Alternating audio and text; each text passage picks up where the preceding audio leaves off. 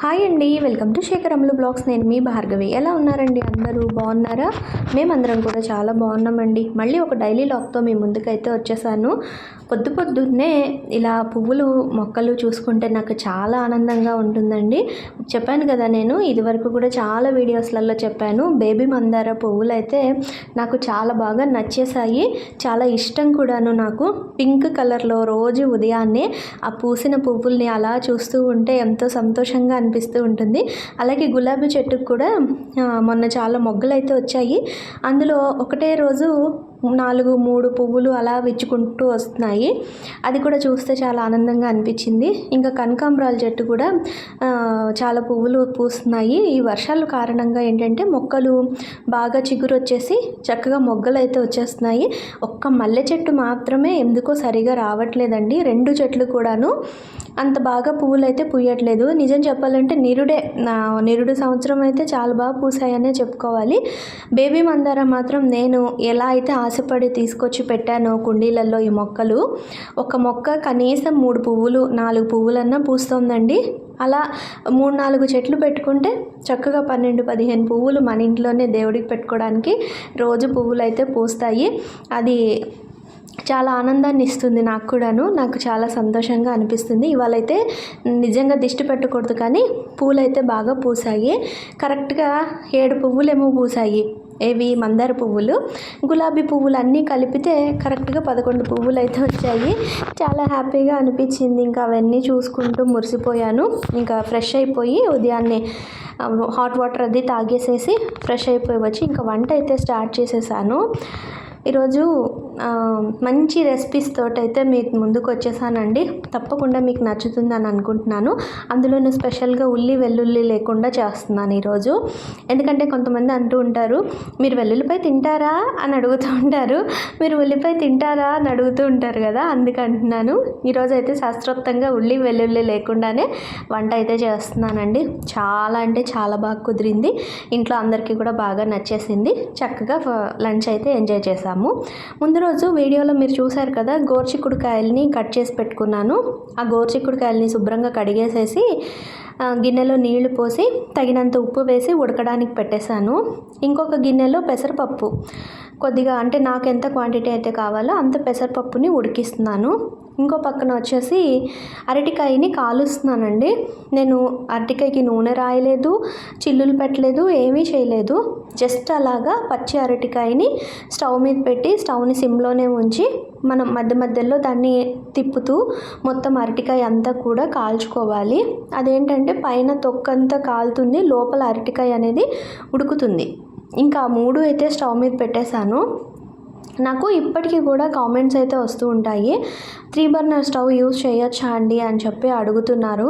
తప్పేమీ లేదండి, చేసుకోవచ్చు. ఆల్రెడీ నేను ఆ విషయం మీద ఒక వీడియో కూడా పోస్ట్ చేశాను. పాతకాలంలో అయితే ఉమ్మడి కుటుంబాలు ఉండేవి. ఒకే ఇంట్లో నాన్న, 2 కొడుకులు లేదా 3 కొడుకులు లేదా 4 కొడుకులు లేదా అన్నదమ్ముళ్ళు ఇలా అందరూ కలిసి ఉండేవారు కదా. అలా ఉన్నప్పుడు ఏంటంటే తండ్రి 2 కొడుకులు వేరు కాపురాలు పెట్టేసేసుకుంటే ఒకే ఇంట్లో 3 పొయ్యిలుగా పెట్టి వండుకోకూడదు అని అనేవారు. అంటే విడివిడిగా 3 సంసారాలు ఉండి వండుకోకూడదు అని అనేవారు. అంతే తప్పించి ఇలా ఒక పొయ్యికే 3 పొయ్యిలు ఉంటే మనం దీన్ని అంతా కలిపి ఒక స్టవ్వే అంటాం, కానీ 3 స్టవ్వులు అని అయితే అనం కదా. అది అంటే మెయిన్ ఇందులో అర్థం ఏంటంటే మూఢనమ్మకం కన్నా ఉమ్మడి కుటుంబం అనేది సంతోషంగా ఉంటుంది, కలిసి ఉంటేనే బాగుంటుంది అని పెద్దవాళ్ళు చెప్పిన అర్థము ఇందులో. అంతే తప్పించి పొయ్యి గురించి కాదండి. కానీ మనం ఎలా రిసీవ్ చేసుకుంటామంటే ఏదైతే సూక్ష్మంగా తీసుకోవాలో దాన్ని హైలైట్ చేసేసి ఎక్కువగా ఆలోచించేసి తీసుకుంటాము. మనం ఎక్కువగా ఆలోచించాల్సిన విషయాన్ని చాలా సూక్ష్మంగా ఆలోచించి పక్కన పెట్టేస్తూ ఉంటాము. ఇది కూడా అలాంటిదే. అది మెయిన్ ఏంటంటే కలిసి ఉండండి, విడిపోవద్దు అని చెప్పడానికి 3 పొయ్యిలు పెట్టకూడదు అని అయితే చెప్పారు. నాకు తెలిసిందైతే ఇదే విషయము. సో మేమైతే ఎప్పటి నుంచో పెట్టుకున్నాము, మాకైతే బాగానే ఉంది, మాకు ఎలాంటి ఇబ్బంది లేదు. అమ్మవారి దయ వల్ల హాయిగా ఉన్నాము. ఒకటే స్టవ్లో 3 బర్నర్లు చక్కగా పెట్టుకోవచ్చు. తర్వాత ఇక్కడ వచ్చేసి బ్రేక్ఫాస్ట్కి ఓట్స్ అయితే మిక్స్ చేసేస్తున్నాను. అందులో డ్రై ఫ్రూట్స్, కిస్మిస్ అన్నీ వేసి ఓట్స్ కలిపేసానండి. జీవను మ్యాగీ చేసుకొని తింటాను అని అన్నాడు. అంటే నేనైనా చేసిస్తాను కానీ వాడికి సరదా చేసుకొని తినడము. కృష్ణ ఏమో నాకు మ్యాగీ వద్దమ్మా, నీతో పాటు ఓట్స్ తినేస్తాను అంటే ఇంకా మా ఇద్దరికి అయితే ఓట్స్ కలిపేశాను. ఈలోపు బ్రేక్ఫాస్ట్ కూడా చేసేసాము. తర్వాత పెసరపప్పు ఉడికిందండి.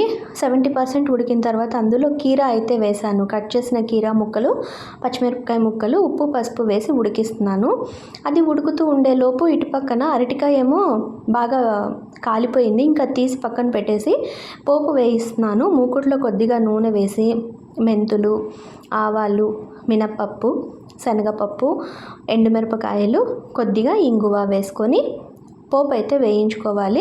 పోపు మాడిపోకుండా దోరగా ఒకదాని తర్వాత ఒకటిగా మనం తీసుకున్న అరటికాయ క్వాంటిటీని బట్టి మనం ఈ పప్పు దినుసులన్నీ కూడా వేసుకోవాలి. వేసుకొని కారంకి సరిపోయే అన్ని ఎండుమిరపకాయలు, ఇందులో పచ్చిమిరపకాయలు వేసుకుంటే అంత టేస్ట్గా బాగుండదండి, ఎండుమిరపకాయలతోటే బాగుంటుంది. ఈ మాట ఎందుకు చెప్తున్నానంటే నేను ఎక్కువగా పచ్చిమిరపకాయలే యూజ్ చేస్తాను. కానీ కొన్ని వంటలు చేసేటప్పుడు ఏంటంటే దానికి ఎండుమిరపకాయ టేస్ట్ అయితేనే బాగుంటుంది. అందుకు ఇక్కడ పచ్చడి కూడా నేను అరటికాయ పచ్చడి చేస్తున్నాను. అది ఎండుమిరపకాయలతో చేసుకుంటేనే బాగుంటుంది. ఈ పోపు అంతా బాగా వేగిన తర్వాత పక్కకు తీసి చల్లారి పెట్టుకుందాము. పోపు వేడిగా ఉన్నప్పుడే కొద్దిగా పసుపు కూడా వేసేసుకొని రుచికి సరిపోయేంతగా ఉప్పు కూడా వేసుకోవాలి. అరటికాయ పచ్చడి ఎలా ఉంటుందంటే కొంచెం కొబ్బరి పచ్చడిలాగా ఉంటుంది. అలాగే అప్పడాల పిండి నేను ముందు 2-3 వీడియోలలో నేను షేర్ చేసినప్పుడు చాలామంది రెసిపీ చెప్పండి మీకు కుదిరితే అని అడిగారు. తప్పకుండా ట్రై చేస్తానండి, పోస్ట్ చేస్తాను. కాకపోతే కొంచెం టైం పడుతుంది నేను వెంటనే వీడియోస్ తీసి పెట్టడానికి. అయితే ఆ అప్పడాల పిండి టేస్ట్ ఎలా అయితే ఉంటుందో మనకి ఇంచుమించుగా అలాగే ఉంటుందండి, చాలా బాగుంటుంది. అయితే పోపు అంతా తీసి నేను చల్లారి పెట్టేశాను బౌల్లోకి వేసి. ఈలోపు మళ్ళీ మూకుట్లో కొద్దిగా నూనె వేసుకొని కొంచెం మినప్పప్పు, ఆవాలు, జీలకర్ర, ఇంగువ, ఎండుమిరపకాయ, కరివేపాకు వేసి పప్పులో తిరమూత అయితే వేసేస్తున్నాను. పప్పు ఆల్రెడీ ఉడికిపోయింది కదా, అందులో కీరా వేసాను, పచ్చిమిరపకాయ వేసాను, ఉప్పు పసుపు వేసేసి ఉడికిచ్చాను. పచ్చిమిరపకాయల కారము, ఈ ఎండుమిరపకాయల కారంతో పప్పు కమ్మగా ఉంటుంది. ఇంకా అందులో మనం పొడి కారం అయితే యాడ్ చేయట్లేదు నేను, ఎందుకంటే పెసరపప్పులో వేసినప్పుడు కమ్మగా వండుకుంటేనే బాగుంటుందండి పప్పు అనేది కారం వేసేదానికన్నా. ఇంకా పప్పు తిరమూత వేసేసి అది కూడా సిమ్లో పెట్టేశాను. ఒక్క ఉడికొస్తే పప్పు తయారైపోతుంది.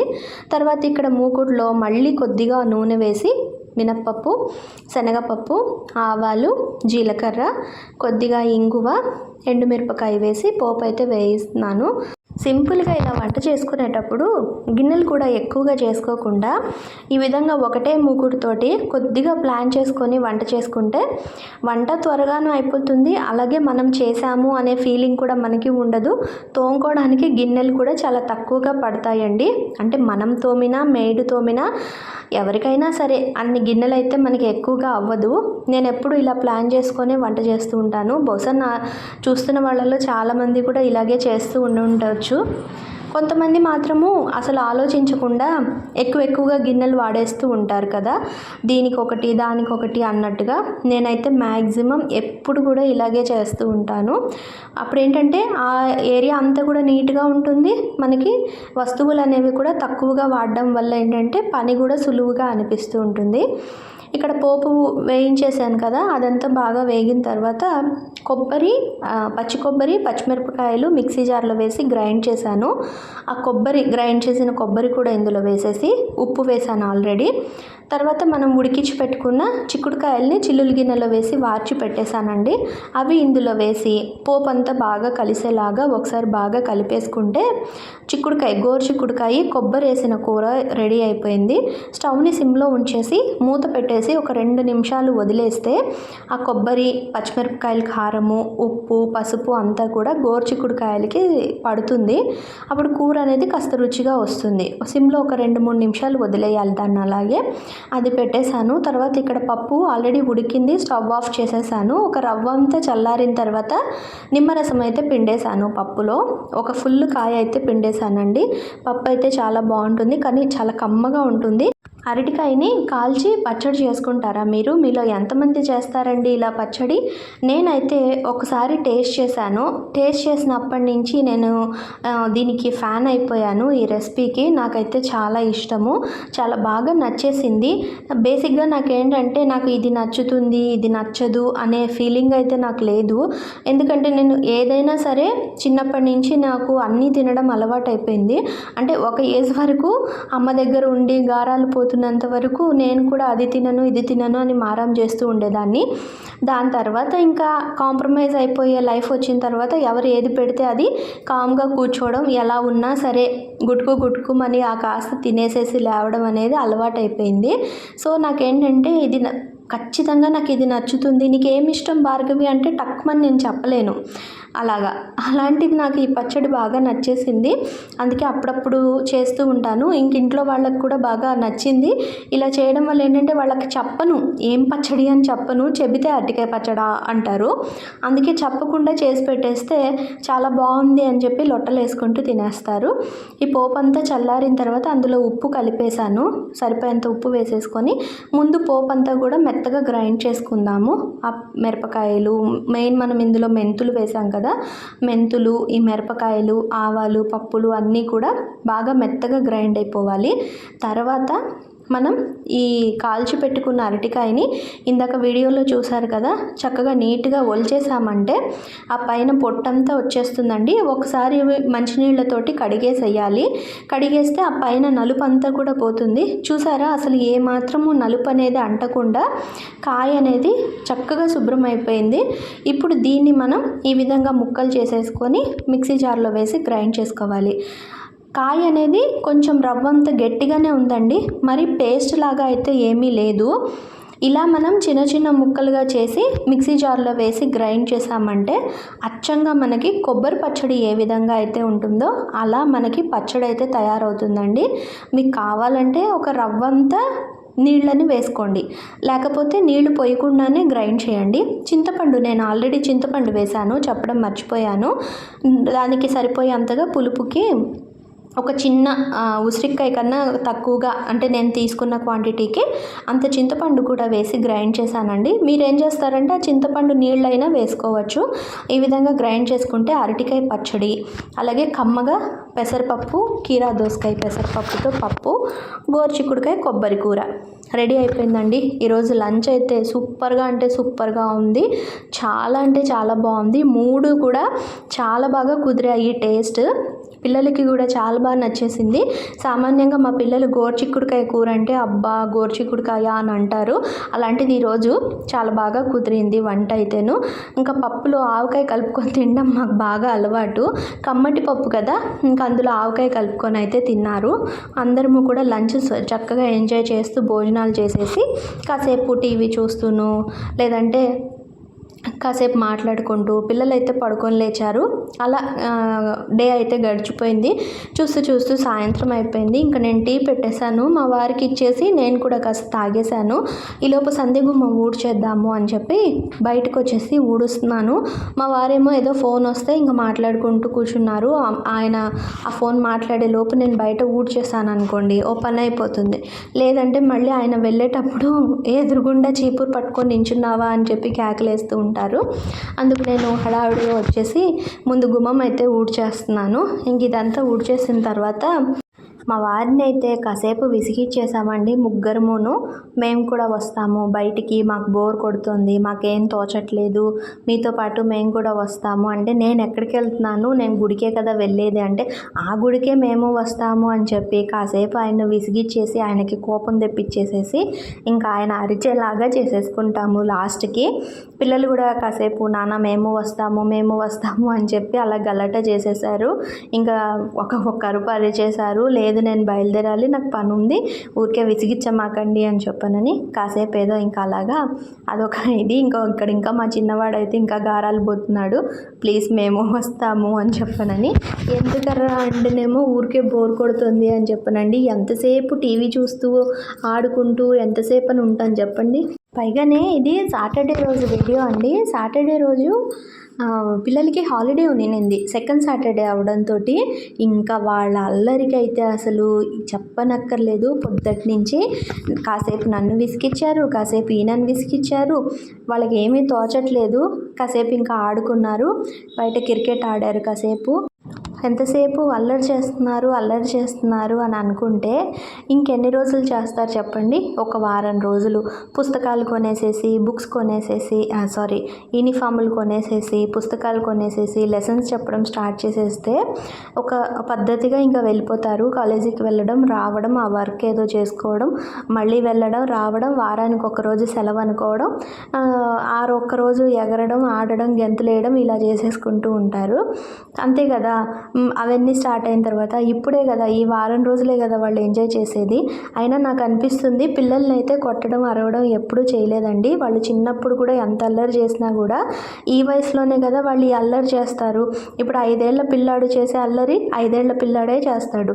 మళ్ళీ వాడికి 10 ఏళ్ళు వచ్చాయి అనుకోండి, ఆ 5 ఏళ్ల అల్లరి 10 ఏళ్లలో చెయ్యడు కదా, అప్పుడు వేరే అల్లరి ఉంటుంది. అలాగే 15 ఏళ్ళు వచ్చిన తర్వాత ఒక రకమైన అల్లరి ఉంటుంది. ఇప్పుడు వీళ్ళు ఆడే ఆటలు, ఎగిరే గంతులు, అది వేసే గంతులు, మాట్లాడే మాటలు ఇవన్నీ ఏంటంటే టీనేజ్. ఇంకొక 5 ఏళ్ళు అయిందనుకోండి వాళ్ళకి మెచ్యూరిటీ వస్తుంది. ఇప్పుడు 20 ఏళ్ల పిల్లాడు ఆ 10 ఏళ్ల పిల్లాడిలాగా అయితే అల్లరి చేయలేడు కదా. ఏ వయసుకి ఆ వయసుకి వాళ్ళకంటూ వాళ్ళకి తెలుస్తూ వస్తుంది. కాబట్టి మనం అదే అరిచి కోప్పడి మనం ఏదైనా మాట అనేసామనుకోండి, ఆ ఫ్రీడమ్ అనేది వాళ్ళకి ఉండదు. అలా అని వాళ్ళు ఎంజాయ్ చేసే లైఫ్ని వాళ్ళు ఫుల్ ప్లెడ్జ్డ్గా ఎంజాయ్ చేయలేరు అనేది నా ఒపీనియన్. ఇది మీలో ఎంతమంది అగ్రీ చేస్తారు అనేది తప్పకుండా కామెంట్ చేయండి. నేనైతే అదే అనుకుంటాను. ఇప్పుడు వాడు చేసిన అల్లరి వాడే చేయగలుగుతాడు, నేనైతే చేయలేను కదా, నేను మళ్ళీ ఆ రోజులకైతే వెళ్ళలేను కదా అని అనిపిస్తుంది. సో ఇక్కడైతే మా వారు గుడికి బయలుదేరిన తర్వాత ఇంకా బోల్డ్ పువ్వులు పూస్తున్నాయండి, జాజి పువ్వులు, మొగ్గలు. రోజు అలాగే వదిలేసేస్తున్నాము. సరే ఇవాళ ఎందుకో, పైగా జీవన్ కూడా అల్లరి చేశాడు కదా కాసేపు, వాడికి కూడా కాస్త ఇదిగా ఉంటుంది. ఏవో ఒకటి కబుర్లు చెప్పుకుంటూ నాన్న పువ్వులకు వద్దాం పదా అని చెప్పనని వాడిని ఆ మూడ్లోంచి బయటికి తీసుకురావడానికి బయటికి వచ్చేసి ఇంకా చెట్టుకున్న పువ్వులన్నీ అయితే కోసేసాము. అలాగే కనకాంబరాలు కూడా బోల్డ్ పూసాయి. పువ్వులు అనేవి కొయ్యకుండా ఉంటే, అంటే మనం చెట్టుకే వదిలేసామనుకోండి బాగున్నాయి అని, మొక్కలు అనేవి పాడైపోతాయండి. అది మనం ఎప్పటికప్పుడు పువ్వులు అనేవి కోస్తూ ఉండాలి. ఏదో అడపాదడపా 1-2 పువ్వులు వదిలేసేస్తే పర్వాలేదు, కానీ పువ్వులన్నీ అలాగే వదిలేసామంటే మొక్క అనేది త్వరగా పాడైపోతుంది. అందుకని చెప్పి నేను ఇవాళ అయితే పిల్లల హెల్ప్ తీసుకొని జాజి పువ్వులు మొగ్గలన్నీ కూడా కోసేసాను. అలాగే కనకాంబరాలు కూడా కోసాను. అసలు కనకాంబరం చెట్టు అయితే చాలా వరకు పాడైపోయింది. ఈ మధ్యకాలంలో అస్సలు కొయ్యట్లేదు నేను కనకాంబరం పువ్వులు. చూడ్డానికి బాగున్నాయి కదా, అలాగా చెట్టుకి నిండుగా ఉన్నాయి కదా అని చెప్పి ఇంకా అలాగే వదిలేశాను. జాజి పువ్వులు కూడా అలాగే వదిలేస్తున్నాను, కొయ్యట్లేదు. ఇంకా జీవన్కి అదే చెప్పాను, నాన్న కొంచెం కొయ్యర్రా అని చెప్పానంటే ఇంకా వాడు గోడకి కూర్చొని అయితే కోస్తున్నాడు. ఇది చాలా పెద్ద గోడ అనుకుంటున్నారు కానీ చాలా చిన్నదండి, పిట్టగోడ అంతే, చాలా చిన్నది. అటు సైడ్ ఏమో మెట్లు ఉంటాయి మాకు దిగడానికి. సో కాబట్టి పిల్లాడు పడతాడేమో అనే డేంజర్ అయితే ఏమీ లేదు. అందుకు వాడు ఆ గోడ మీద కూర్చొని కోసేశాడు పువ్వులన్నీను. ఇంకా నేను సాయంత్రం కూడా చక్కగా పువ్వులు కోసాం కదా, ఆ జాజి పువ్వులు, కనకాంబరాలు అన్నీ దేవుడి దగ్గర పెట్టేసి దీపారాధన చేసి గోవు పాట చదువుకొని, అలాగే కనకధార, హనుమాన్ చాలీసా ఇంకా అన్నీ చదివేసేసుకొని చక్కగా ప్రశాంతంగా కూర్చొని కాసేపు మాట్లాడుకున్నానండి. అంటే నేను ఏదైనా మాట్లాడాలి, నేను ఏదైనా చెప్పాలి అని అనుకుంటే మాత్రం ఇదే నా ప్లేస్. నా మనసులో అన్నీ ఇక్కడే చెప్పుకుంటాను నేను.